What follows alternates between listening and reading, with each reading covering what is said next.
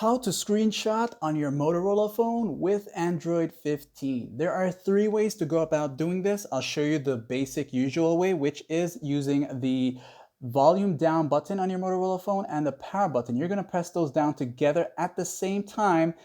Quickly release it. Don't hold it. So it's going to be like this here. All right, you're going to get that screenshot right there. That's one way to go about doing it. So it's volume down, power button. So that's a screenshot. The other way is, let's just say you have some apps open already. You go into the recents view mode, these here, you're viewing these icons here. There is this icon right there, this one with the scissors. Tapping on this would take you into the screenshot mode and it's going to screenshot for you. That's the second way. The third way is you want to make sure you enable this feature here. First, go into the quick settings and go into the main settings of your Motorola phone.